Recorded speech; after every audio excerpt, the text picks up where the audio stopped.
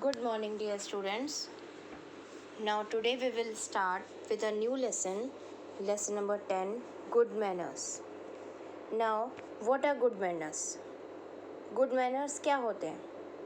आपने देखा होगा घर में मम्मी आपको बोलती हैं, पापा आपको बोलते हैं, और घर से बाहर भी अगर आप जाओ तो भी जिनसे आप मिलते हैं वो भी अगर आपके जो रिलेटिव्स होते हैं अगर, तो वो भी आपको बोलते हैं कि ये अच्छे मैनर्स नहीं हैं, ये बुरे मैनर्स हैं, अच्छे मैनर्स सीखो, ऐसे बैठो, सीधे बैठो, अच्छे से बात करो, सबकी रिस्पेक्ट करो, सबको विश करो, गुड मॉर्निंग विश करो, बड़ों को सुबह उठ के, रात को गुड नाइट विश करो, ठीक है।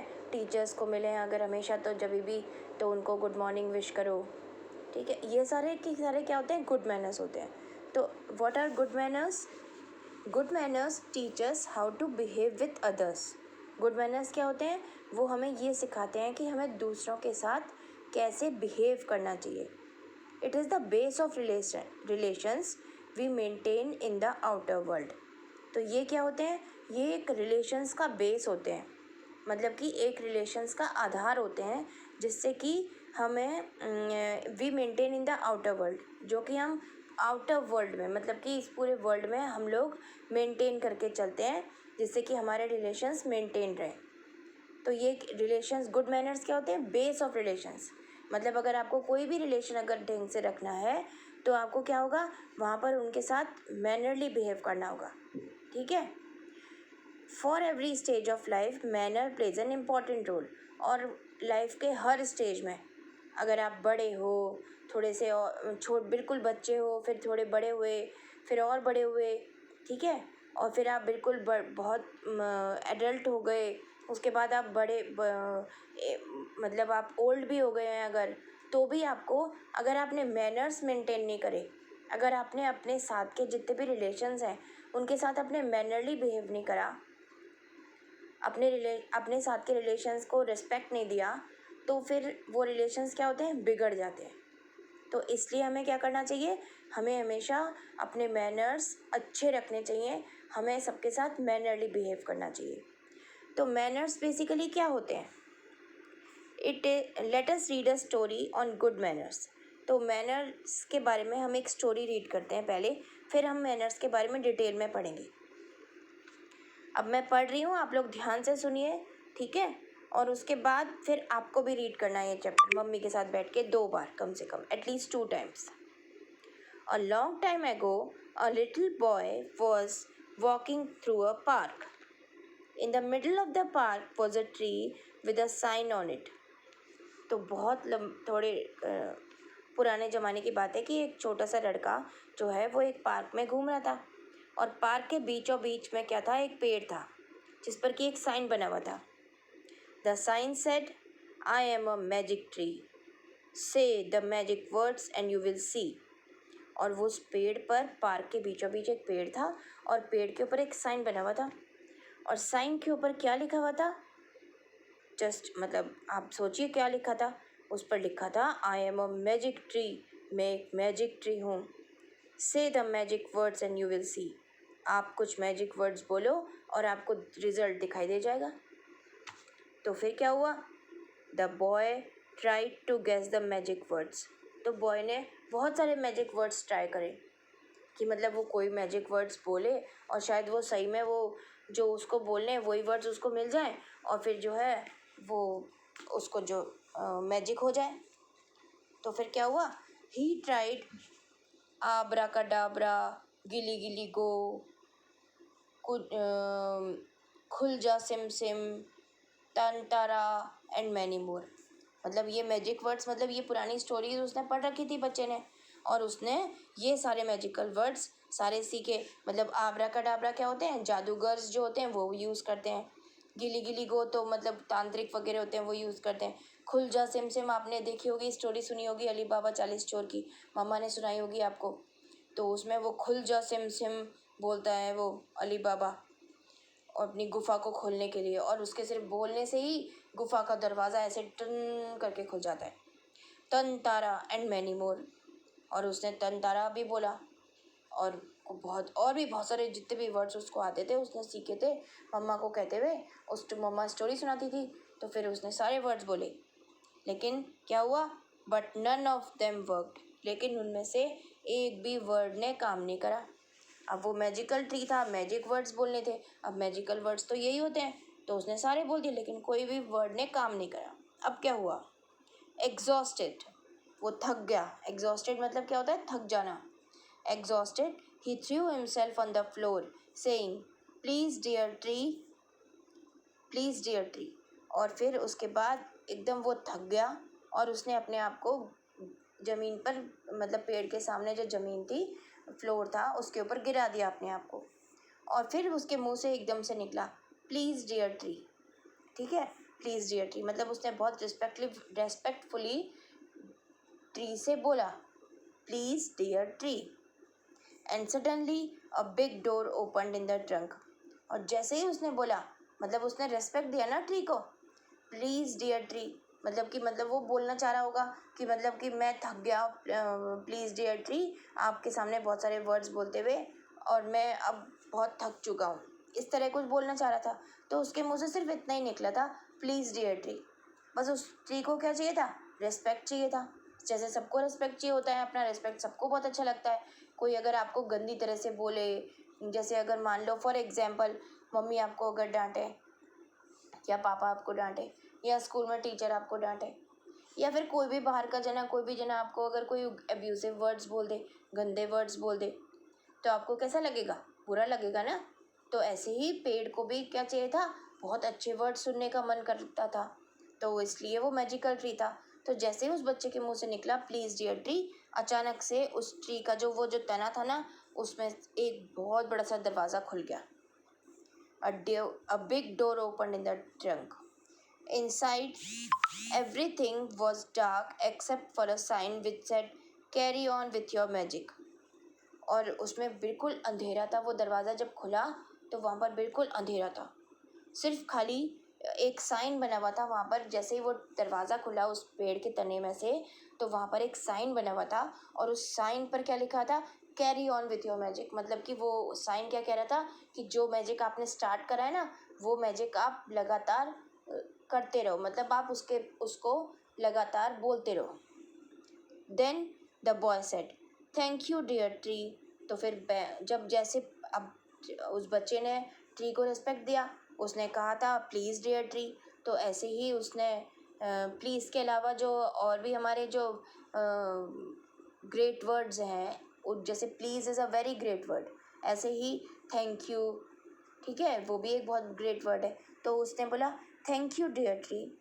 With this, the inside of the tree lit up brightly and revealed a pathway leading to a great big pile of toys and chocolates.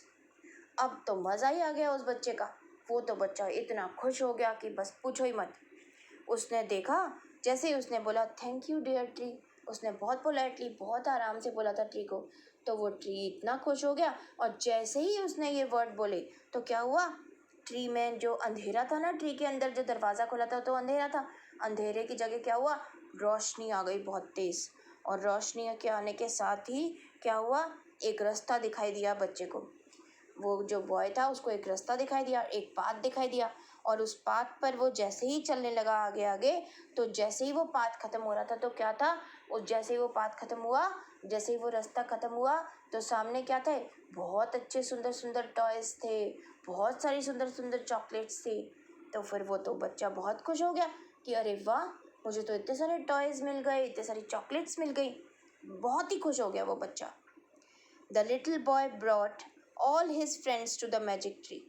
तो वो बच्चा जो था, वो इतना खुश हुआ क्योंकि वहाँ पर इतने सारे टॉयज़ थे और इतनी सारी चॉकलेट्स थी, वो अकेला तो खा भी नहीं सकता था उनको, और उनसे खेल भी नहीं सकता था। तो फिर वो उसने क्या करा, उस बच्चे ने, वो अपने जितने भी फ्रेंड्स थे, अपने सारे फ्रेंड्स को लेकर के मैजिक ट्री के पास गया। And they had the best party ever. और उन सब ने मिलकर के वहाँ पर एक बहुत बढ़िया पार्टी बनाई, क्योंकि उनको इतने सारे टॉयज़ मिल गए, उनके साथ वो खूब खेले, फिर इतनी सारी चॉकलेट्स मिल गई, केक्स, पेस्ट्रीज, सब कुछ मिला। तो फिर वो उन्होंने वहाँ पर खूब मज़े किए, खाया, और ना बड़े मज़े करे उस पार्टी में, खूब अच्छी पार्टी करी। This is why people always say that please and thank you are magical words. और इसीलिए सब लोग क्या कहते हैं कि please and thank you are magical words.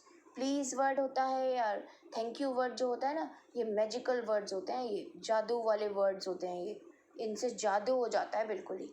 जैसे फॉर एग्जांपल, अगर आप मम्मा से बोलो कि मम्मा मुझे खेलने जाना है, तो मम्मा क्या बोलेंगी, नहीं जाना है। फिर आप बोलोगे मम्मा मुझे खेलने जाना है, तो मम्मा बोलेंगी नहीं जाना है बेटा। तो फिर आप बोलोगे मम्मा प्लीज़ मुझे जाने दीजिए, मैं जल्दी आ जाऊँगा। तो मम्मा कहेंगी ओके बेटा जाओ। तो मम्मा ने प्लीज़ बोलते ही मानी ना आपकी बात। ऐसे ही अगर आप किसी कोई अगर आपको अगर मान लो आपके डैड आपको आके पापा आपके अगर शाम को ऑफिस से आते हैं और अगर मान लो वो आपके लिए चॉकलेट लेके आते हैं फॉर एग्जांपल, या फिर अगर आपके लिए आपके पसंद का कुछ भी चीज़ खाने की लेके आते हैं, और अगर आप उन्हें बिना थैंक यू बोले ले लेते हैं उनसे चीज़, तो पापा को दुख होता है ना, पापा बिल्कुल भी खुश नहीं होते।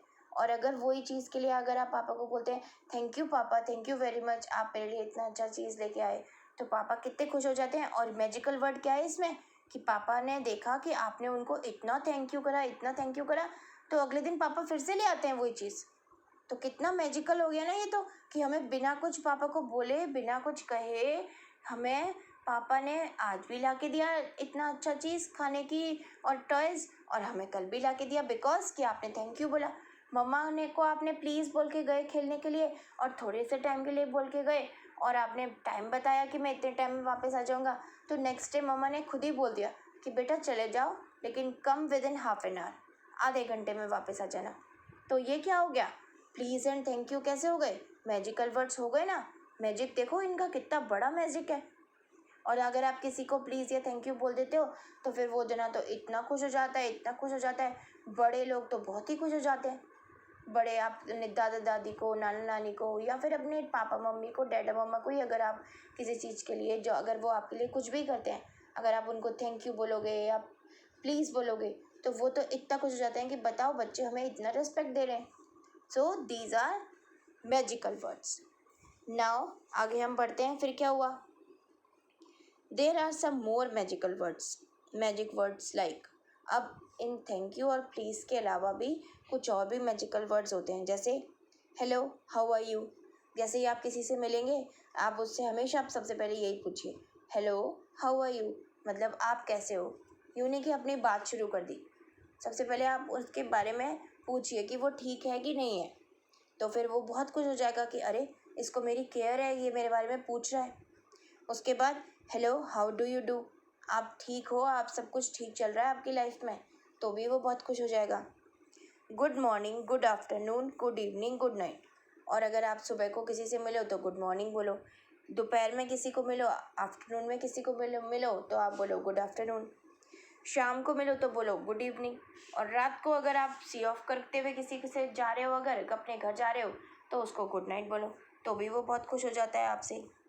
अगर आपसे कोई गलती हो गई है अगर, और आपने कोई गलत कर दिया किसी के साथ, तो आप एकदम अपनी गलती मान करके क्या बोलो, सॉरी, तो भी वो बहुत खुश हो जाता है।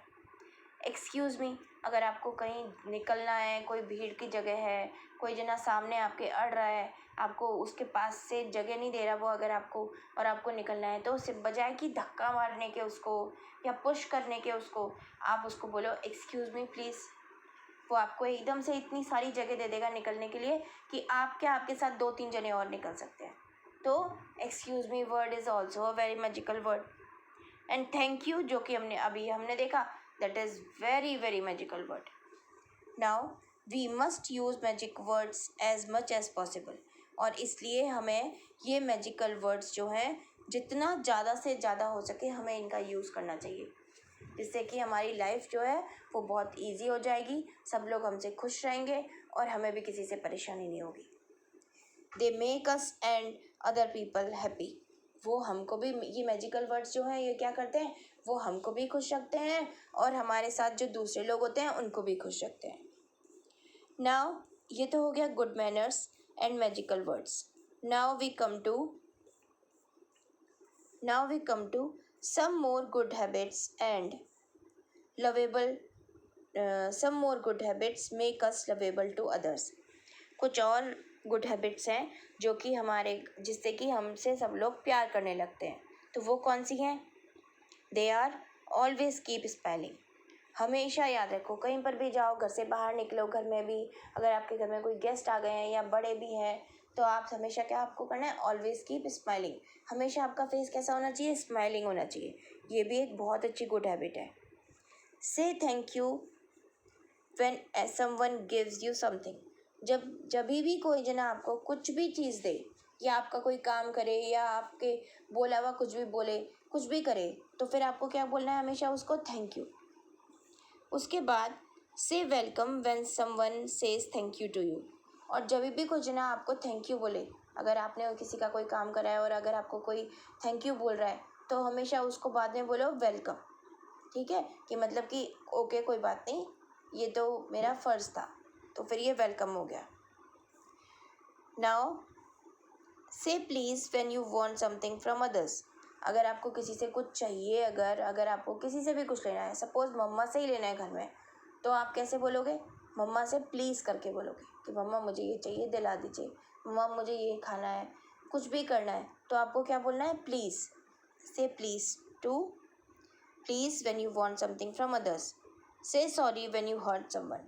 अगर आप किसी को हर्ट करते हो, किसी को परेशान करते हो, या आपकी वजह से किसी को मेंटल पीस किसी का ख़त्म हो गया, या चोट लग गई, या कुछ भी हो गया, तो आपको क्या बोलना है, हमेशा sorry. Say it's okay when someone says sorry to you. और अगर कोई भी जना आपसे सॉरी बोले, अगर आपने किसी के साथ कुछ गलत कर दिया, बाय चांस गलत कर दिया, आपने जानबूझ के नहीं करा अगर, और सामने वाला अगर आपको सॉरी बोल रहा है, ठीक है, तो आपको क्या बोलना है, हमेशा उसको इट्स ओके, मतलब कि कोई बात नहीं, हो जाता है। तो जब भी कोई आपको सॉरी बोले, तो आपको क्या बोलना है, उसको इट्स ओके। ठीक है, तो इतना चैप्टर आप अभी इस चैप्टर के 2 पेजेस, पेज नंबर 60 एंड 61, आपको अभी इसको सुनना है, इसके बारे में डिटेल सारी समझना है, और बैठ के मम्मी के साथ रीड करना है। ठीक है, आगे का जितना भी चैप्टर है वो मैं आपको कल एक्सप्लेन करूँगी, लेकिन मैं पहले पूछूंगी कि आप सब ने ये चैप्टर अच्छी तरह से रीड करा है कि नहीं करा है। और अगर मुझे लगा कि रीड नहीं करा है, तो मैं आपसे वहीं पर ही लाइव सेशन में रीड करवाऊंगी। देन आई विल सी कि कौन रीड कर पाता है, कौन रीड नहीं कर पाता। जो रीड नहीं कर पाएगा उसका मतलब वो रीडिंग नहीं कर रहा है, और जो रीड कर लेगा इसका मतलब वो रीडिंग डेली प्रैक्टिस कर रहा है। ठीक है, तो now start reading this chapter and understanding this chapter. और अगर कोई क्वेरी है, अगर आपकी कुछ समझ में नहीं आता, तो कल जब मैं एक्सप्लेन करूँगी तब आप मुझसे उसके बारे में पूछ सकते हैं। Okay, now start doing your work.